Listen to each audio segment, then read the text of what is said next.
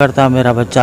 जहाँ बोले वहाँ काम करता है बच्चा। सुनिए साहब, मेरे को इंसाफ चाहिए। सुनिए आप लोग, मेरा काम छोड़ दे के मैं जो है सो ये रात को काम पे जाने वाला, मैं बावर्ची हूँ मैं। सुनिए मेरा काम जो है सो वो हो गया। सुनिए लेकिन इस वक्त ऐसा महसूस हो रहा है कि हैदराबाद में पूरा लॉ एंड ऑर्डर ख़त्म हो चुका है। मासूम बच्चे पूछते हैं कि अम्मी हमारे अब्बा को क्यों मारा गया, अब्बा ने क्या किया था। इसका जवाब किसके पास है? न पुलिस के पास है, न हुकूमत के पास है। हम हैदराबाद में लगातार बेकसूर लोगों के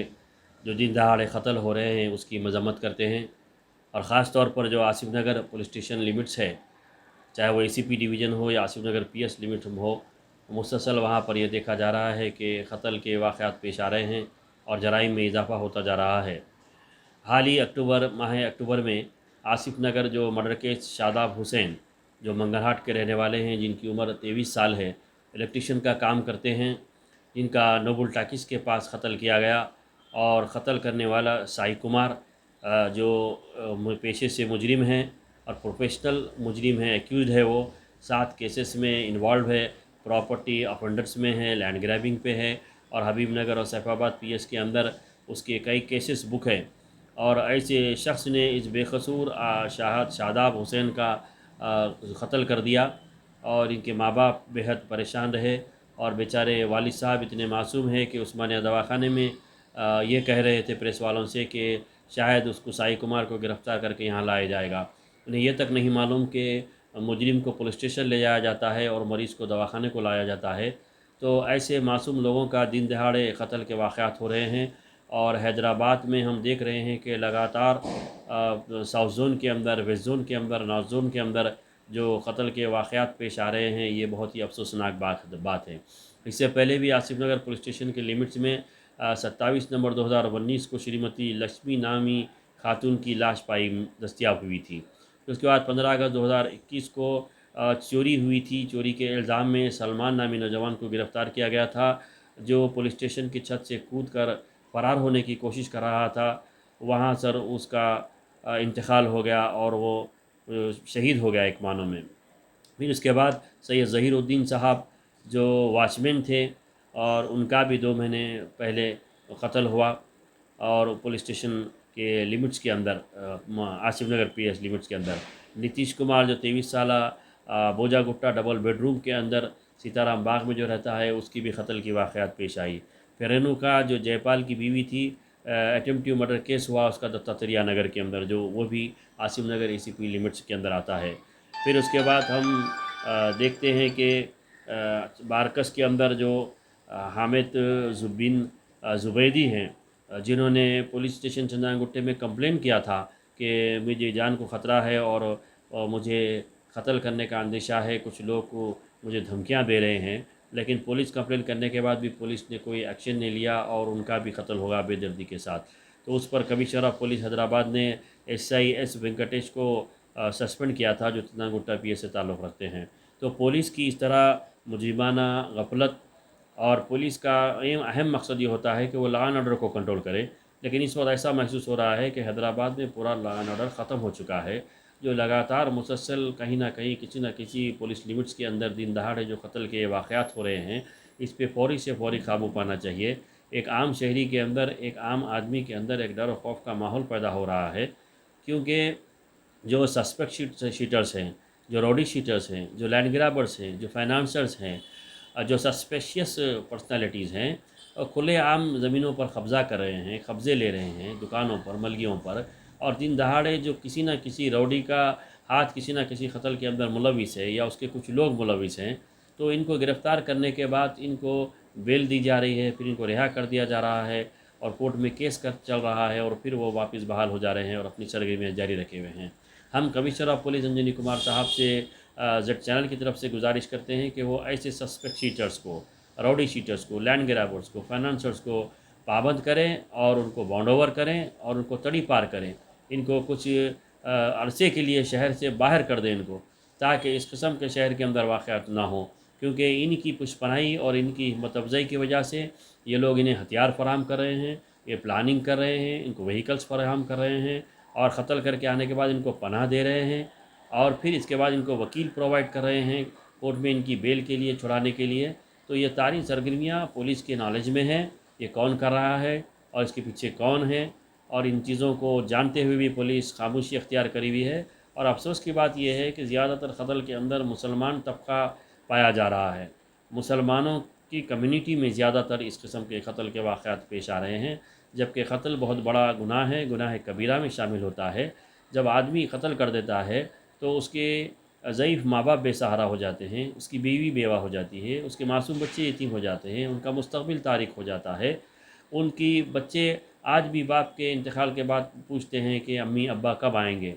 لیکن اب بچوں کو یہ نہیں معلوم کہ ان کے ابا اب کبھی نہیں آئیں گے، کیونکہ ان کا قتل کر دیا گیا ہے۔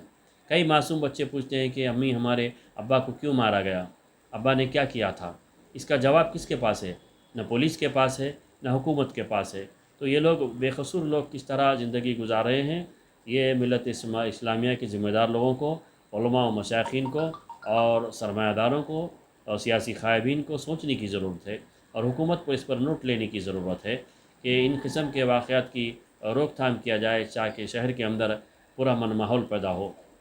ہم دوسری طرف بات کرتے ہیں کہ حیدرآباد ملٹی نیشنل کمپنیز کا مرکز بن چکا ہے، میڈیکل سینٹرز اور میڈی سٹی بن چکا ہے، اور انٹرنیٹ اینڈ سافٹ ویئر کا ہب بن چکا ہے، جہاں پر لینڈ اور ریئل اسٹیٹ کے کاروبار عروج پر ہو رہے ہیں۔ ہم اس قسم کی باتیں کرتے ہیں، لیکن دوسری طرف یہ ماحول ہمارے سامنے ہے، تو اس کے لیے ہمیں غور و فکر کرنا چاہیے۔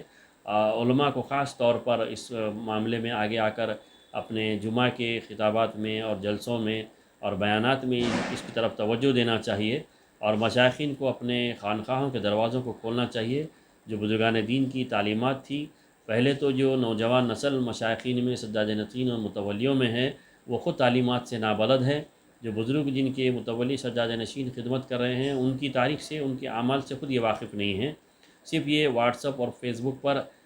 سندل چراغاں کرنا، قوالیاں کرنا، ناچنا کودنا اور اشتہارات ڈالنا، ریلیاں نکالنا، پوسٹرز ڈالنا اس میں ملوث ہے۔ کم سے کم میری اپیل ہے کہ اپنے مریدین کو، ہر خانقاہ کے ذمہ دار اپنے اپنے مریدوں کو تعلیم دیں، ظاہری تعلیم دیں، باطنی تعلیم دیں، بزرگان دین کی تعلیم دیں، قرآن و حدیث کی تعلیم دیں، اور خاص طور پر خواتین کے اندر جو سال بھر ان کے پاس آتے ہیں، دعائیں پڑھاتے ہیں، چومتے ہیں، معتقد ہیں، ان کے نذرانے پیش کرتے ہیں، کم سے کم ان کی عصمت کی حفاظت کے لیے تو ان کو تعلیمات دیں۔ آج کیسے حالات پیدا ہو چکے ہیں کہ مسلم لڑکیاں غیر مسلم لڑکوں کے ساتھ جا رہی ہیں، ان کے ساتھ گھوم رہی ہیں، پھر رہی ہیں، ان کے ساتھ شادی کر رہی ہیں ناجائز طریقے سے، اور اس کے اوپر یہ لوگ خاموش بیٹھے ہوئے ہیں۔ تو یہ بہت بدبختی کی بات ہے کہ یقیناً حیدرآباد ہندوستان کے مسلمانوں کا ایک مرکز مانا جاتا ہے، یہاں پر یقیناً مسلمانوں کی ایک طاقت ہے، اور مسلمانوں کے لیے عالم اسلام یا ملک کے اندر کہیں بھی مسلمانوں پر آنچ آتی ہے تو حیدرآباد کا مسلمان آگے بڑھ کر اپنے دست کو دراز کرتا ہے، ان کی مدد کے لیے آگے بڑھتا ہے۔ ایسے وقت میں خود حیدرآباد اگر اس طریقے کا گہوارہ بن جائے گا تو پھر ہمارے لیے کیا رہے گا، سوائے بدنامی کے اور کچھ نہیں حاصل ہوگا۔ تو میں تمام لوگوں سے اپیل کرتا ہوں زیڈ چینل کے ذریعے سے کہ وہ اپنے اپنے حلقوں کے اندر،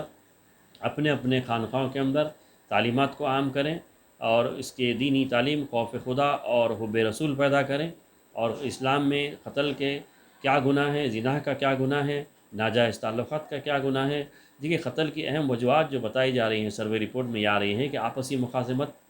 تجارتی مخاصمت اور ناجائز تعلقات، زیادہ تر یہ چیز پائی جا رہی ہے۔ اور خاص طور پہ یہ لاک ڈاؤن کے بعد سے جو معاشی بحران سے لوگ گزر رہے ہیں، جیسے ڈی مانیٹائزیشن ہوا، جی ایس ٹی ہوا، پھر CAA کا ایجوکیشن ہوا، پھر اس کے بعد لاک ڈاؤن ہوا، پھر اس کے بعد رینس اینڈ فلڈس آیا، تو یہ تمام چیزوں سے جو معاشی طور پر پریشان ہوئے ہیں لوگ اور عوام، اس میں خاص طور پر مسلمان جو مڈل کلاس کے لوگ ہیں وہ اور لوور کلاس میں آ چکے ہیں، اور جو لوور کلاس کے لوگ ہیں وہ اسٹارویشن پوزیشن میں آ چکے ہیں، بھوک پیاس سے مر رہے ہیں وہ لوگ۔ گھروں کے کرائے باقی ہے، کئی کرایہ دار، مکانداروں کا ظلم بڑھتا جا رہا ہے، کئی اسکول کے بلڈنگز کے اسکول اتھارٹیز کرائے باقی ہیں، جس کی وجہ سے جو اسکول کے اکیڈمک ایئر 1 نومبر سے شروع کیے ہیں لوگ، وہ لوگ جون سے فیس مانگ رہے ہیں پیرنٹس سے، 6 مہینے کی فیس، جہاں پر پڑھائی نہیں ہوئی، جہاں بچے اسکول کو نہیں گئے، جہاں on line classes, of line classes نہیں ہوئی، وہاں زبردستی ان سے فیس مانگا جا رہا ہے ان کی تعلیم اور اکیڈمک ایئر کو جاری رکھنے کے لیے۔ اور کئی ملکیوں کے کرائے لوگ، بچے، نوجوان جو کاروبار چھوٹے موٹے کرتے ہیں وہ کرائے باقی ہے، کئی قرضدار، کئی فائنانسرز کا ظلم بڑھتا جا رہا ہے، جو شادیوں کے لیے، کووڈ میں علاج کے لیے پیسے لیے تھے، جو کاروبار کے لیے پیسے لیے تھے، وہ اور مقروض ہوتے جا رہے ہیں۔ تو حالات شہر کے بد سے بدتر ہوتے جا رہے ہیں، جن کی وجہ سے یہ قتل اور لڑائی جھگڑے، اٹیمپٹیو مرڈر، ایسی چیزیں، ڈپریشنز اور انفیریٹی کمپلیکس اور کمپلیکیشنز، ایسی چیزیں پیدا ہو رہی ہیں۔ اس پہ ملت اسلامیہ کے ذمہ داروں کو غور و فکر کرنا چاہیے، حکومت پر دباؤ ڈالنا چاہیے، اور خاص طور پر پولیس کو ایکٹیو ہوتے ہوئے ان چیزوں کی روک تھام کرنا چاہیے۔